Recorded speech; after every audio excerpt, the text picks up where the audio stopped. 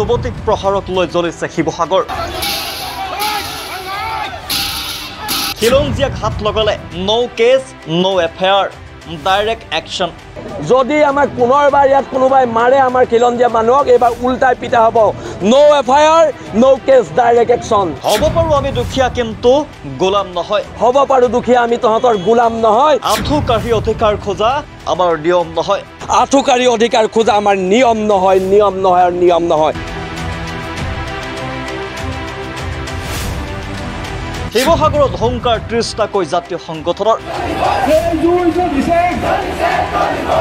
বন্ধ কৰি দিয়া হৈছে দোকান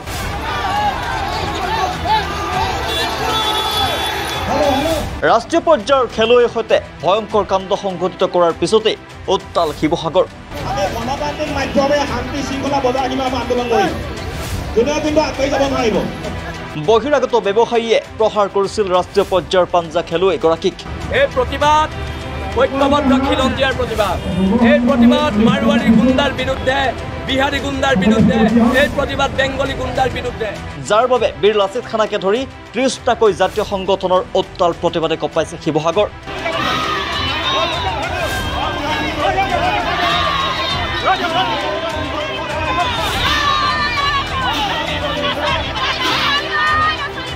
বন্ধ কৰি দিয়া হৈছে বহিৰাগত ব্যৱসায় প্ৰতিষ্ঠান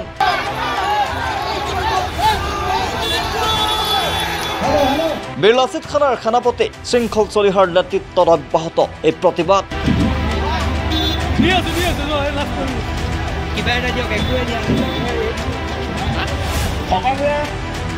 যদি পুনৰ শিৱসাগৰত কোনো বহিৰাগত ব্যক্তিয়ে কোনো খিলঞ্জীয়াৰ ওপৰত হাত লগায় তেনেহলে ওলোটাই পিটন দিব বুলি হুংকাৰ শৃংখল চলিহাৰ যদি আমাক পুনৰবাৰ ইয়াত কোনোবাই মাৰে আমাৰ খিলঞ্জীয়া মানুহক এইবাৰ উল্টাই পিটা হ'ব আনফালে শৃংখল চলিহাৰ এই প্ৰতিবাদক লৈ গৌৰৱ চুনামী নামৰ এগৰাকী ব্যৱসায়ীয়ে গোচৰ ৰুজু কৰিছিল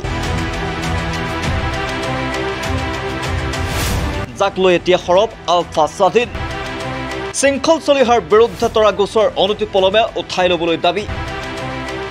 গোচৰত শৃংখল চলিহাক গ্ৰেপ্তাৰ কৰিলে উদ্ভৱ হ'ব বিষম পৰিস্থিতিৰ সংবাদ মাধ্যমলৈ প্ৰেৰণ কৰা প্ৰেছ বিজ্ঞপ্তিত প্ৰকাশ আলফা স্বাধীনৰ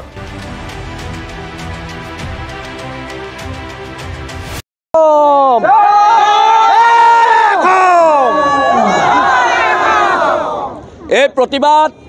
ঐক্যবদ্ধ খিলঞ্জীয়াৰ প্ৰতিবাদ এই প্ৰতিবাদ মাৰোৱাৰী গুণ্ডাৰ বিৰুদ্ধে বিহাৰী গুণ্ডাৰ বিৰুদ্ধে এই প্ৰতিবাদ বেংগলী গুণ্ডাৰ বিৰুদ্ধে শিৱসাগৰৰ ৰাজপথত আৰু অনন্তকাললৈ কোনো খিলঞ্জীয়া মানুহে মাৰ নাখায় আৰু এটা কথা এইবাৰ আমি স্পষ্ট ৰূপত কৈ দিছোঁ যদি আমাক পুনৰবাৰ ইয়াত কোনোবাই মাৰে আমাৰ খিলঞ্জীয়া মানুহক এইবাৰ উল্টাই পিটা হ'ব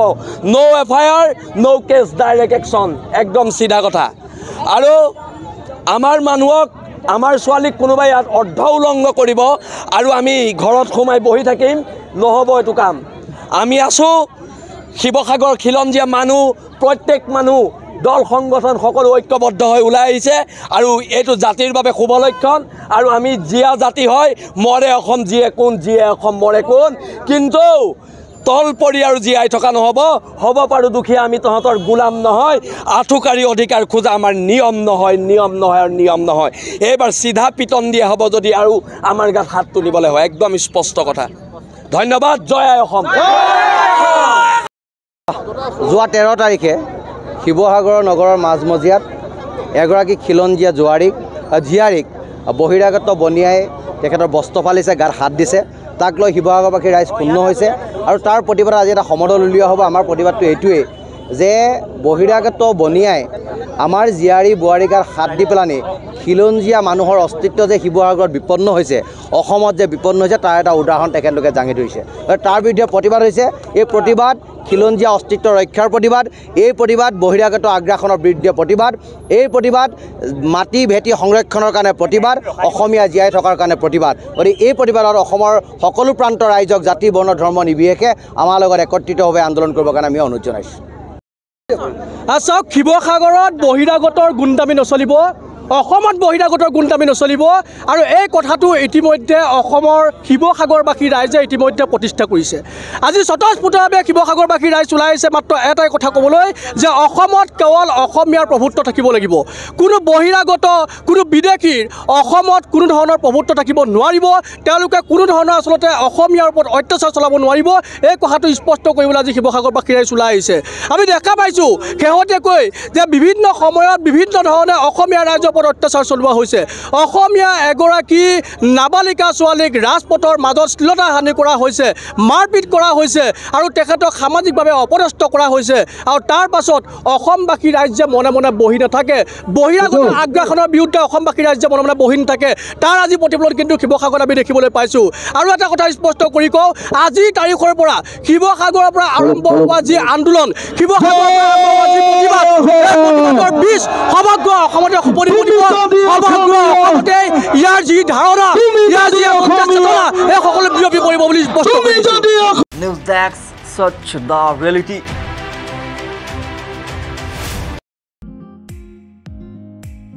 ইমান দেৰি হৈছে গাড়ী এখনো নাই খোজকাঢ়িও যাব নোৱাৰো তুমি 1 ঘণ্টাৰ পৰা ইয়াতে ৰৈ আছা যে এখন স্কুটি লৈ নোলোৱা কিয় অহা যোৱা কৰিবলৈ পাপাক কৈ আজি এখন লম কিন্তু মঙ্গলদৈৰ কোনখন ডিলাৰৰ পাবা ললে ভাল হ'ব আপুনিও বাৰু মঙ্গলদৈৰ বাসিন্দা নেকি এখন দুচকীয়া বাহন লোৱাৰ চিন্তা আপুনিও কৰিছে নেকি তেন্তে আজি আহক মঙ্গলদৈৰ শ্ৰী সাই মটৰছলৈ য'ত আপুনি পাব আপোনাৰ পছন্দৰ দুচকীয়া বাহনখন ইয়াৰ উপৰিও শিক্ষয়িত্ৰীসকলৰ বাবে শ্ৰী সাই মটৰছত দি থকা হৈছে বিশেষ ৰেহাই গতিকে পলম নকৰি মঙ্গলদৈৰ ভেবাৰঘাটত থকা শ্ৰী সাই মটৰছলৈ আজি আহক লৈ যাওক আপোনাৰ মন পছন্দৰ বাহনখন অথবা যোগাযোগ কৰক 9289922289 আৰু 9864958057 নম্বৰত